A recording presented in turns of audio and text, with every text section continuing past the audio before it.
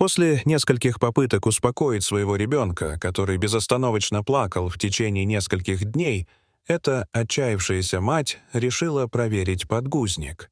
Она ожидала обычной смены подгузника, но то, что она увидела, повергло ее в шок на всю жизнь. Когда Маргарет Робинс собиралась начать стирку, пронзительный крик заставил ее замереть на месте. Жалобный звук, полный отчаянной мольбы о внимании, эхом разнесся по их дому. Это была ее 5-месячная дочь Анна, которую всего несколько минут назад уложили спать. Маргарет в изнеможении вздохнула. Ее маленькая дочка уже некоторое время беспрестанно плакала. Молодая мама, работавшая медсестрой, заметила, что это началось около 3 дней назад. В ту ночь малышка Анна плакала так сильно, что они с мужем Мэтью Робинсом едва могли выспаться. На следующий день малышка продолжала плакать, ненадолго прерываясь на кормление и сон. Когда плач продолжался в течение всего дня, обеспокоенные родители обратились за медицинской помощью для тщательного обследования. К сожалению, врач не выявил каких-либо проблем со здоровьем, списывая дискомфорт Анна на типичные последствия прорезывания зубов. Врач порекомендовал несколько базовых процедур массажа, а также медикаментозное лечение для ребенка, отпустив Маргарет и Мэтью с заверениями, что постоянные крики со временем пройдут. Слова доктора вызвали у родителей волну облегчения, и они вернулись домой, надеясь на небольшое изменение настроения Анны. Они продолжали наблюдать за своей дочерью, вводя лекарства в назначенное время суток. Однако с течением времени Маргарет и Мэтью не получали покоя и утешения, в которых они нуждались. Крики не утихали. Напротив, они усилились. Вскоре слова врача вызвали в сознании родителей неуверенность и сомнения. Они опасались, что в бедственном положении ребенка кроется нечто большее, чем кажется на первый взгляд. Обезумевшие родители и не подозревали, что это семя сомнения приведет их к тому, что они столкнутся с чем-то совершенно шокирующим и тревожным. Вид их маленькой дочери, испытывающей постоянную боль, пробудил в Мэтью и Маргарет далекие воспоминания. Пара поженилась всего год назад и с нетерпением ждала создания новой семьи. Молодожены были вне себя от радости, представляя будущее со своей маленькой принцессой. Однако за несколько недель до рождения Анны их мечта столкнулась с непредвиденной проблемой. Как раз в тот момент, когда у Маргарет приближался последний триместр беременности, Анна родилась преждевременно. Ее появление на свет стало неожиданностью для Маргарет и ее мужа, ведь она должна была родить только через 5 недель. Несмотря на то, что неожиданное появление ребенка застало их врасплох, они были очень рады принять его. Однако опасения по поводу последствий преждевременных родов все еще оставались. Как они и подозревали, врач сообщил им, что у ребенка слабая иммунная система после того, как он наблюдал за ней в течение нескольких дней после рождения.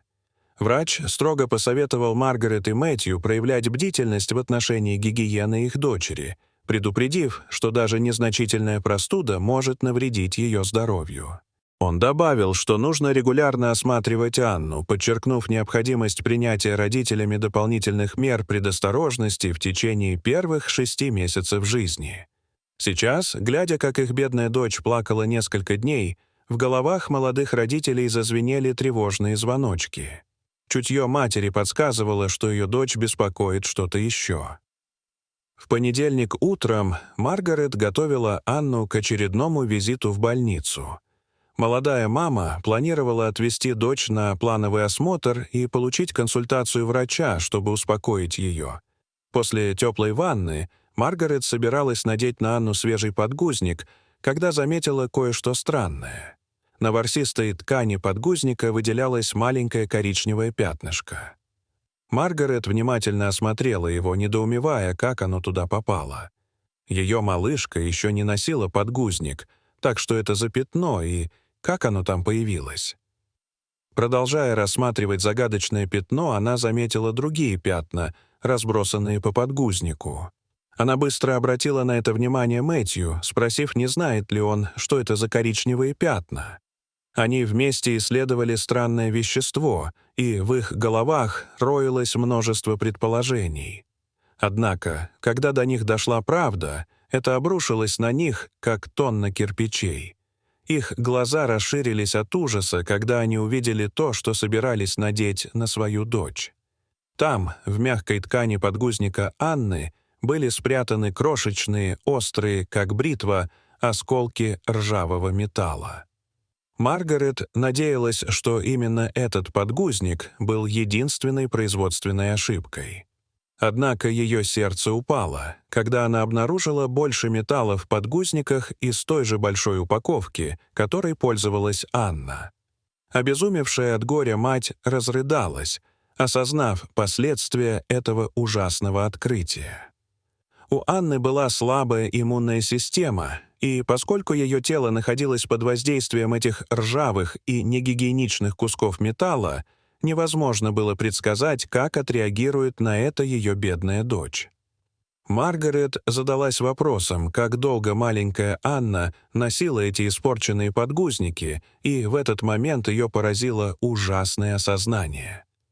Она вспомнила, что дискомфорт у ее ребенка начался сразу после того, как она начала пользоваться подгузниками из этой упаковки. Они и представить себе не могли, что ошибка проверенного бренда может поставить под угрозу здоровье их ребенка. После обнаружения металла Маргарет и Мэтью срочно доставили свою дочь в больницу для обследования. Маргарет молилась о ее безопасности. Их врач упомянул о том, что Анна могла заразиться сепсисом из-за пребывания в нечистой среде, и, судя по тому, как часто она надевала дочери этот испорченный комплект подгузников, бедная мать предполагала худшее. Она задавалась вопросом, во многих ли из этих подгузников были металлические осколки, и почему она совершенно не замечала их все эти дни. Чувство отвращения к себе мучила Маргарет, когда она обвиняла себя в том, что поставила свою дочь в такое положение. К счастью, для встревоженных родителей Анна получила лишь незначительные травмы ягодиц. Непосредственный вред ей не был причинен, поскольку в ее теле не было никаких металлических осколков и других загрязнений. Хотя это и было хорошей новостью, Маргарет все еще ждала оценки врача о возможных последствиях для здоровья Анны. К счастью, врач вылечил 5-месячную девочку, заверив ее родителей, что ей не угрожает опасность подхватить какие-либо заболевания. Маргарет вздохнула с огромным облегчением, услышав эту новость. Однако, когда буря улеглась, молодая мать приготовилась к чему-то более серьезному. Пара обратилась с жалобой к производителю памперсов. Ужасное испытание, выпавшее на долю их дочери, оставило у них неприятный привкус во рту, поэтому они потребовали от компании начать расследование, чтобы выяснить, почему в купленных ими подгузниках оказались металлические осколки. Маргарет и Мэтью предприняли этот смелый шаг не для того, чтобы получить компенсацию, а чтобы добиться прозрачности и подотчетности от бренда, которому они так доверяли. Маргарет и Мэтью считали, что они в долгу перед другими родителями. Любой ребенок может пострадать. Несмотря на очевидную слабость, их прекрасной дочери посчастливилось пережить этот инцидент. Однако Маргарет полагала, что многим детям, возможно, повезло меньше. Как только новость об инциденте дошла до компании, представитель принес публичные извинения и заявил, что расследование продолжается, чтобы разобраться в этом деле. В связи с этим расследованием компания воздержалась от содержательных комментариев по данному делу. Эта несколько сдержанная реакция отличалась от того, чего ожидала молодая пара. В случае угрозы жизни их ребенка они полагали, что обвиняемая сторона будет действовать быстро и деликатно, как того требовала ситуация. Тем не менее, даже после принесения извинений Мэтью заявил, что компания связалась с ним, чтобы запросить код производителя поврежденных продуктов без явного подтверждения жалобы.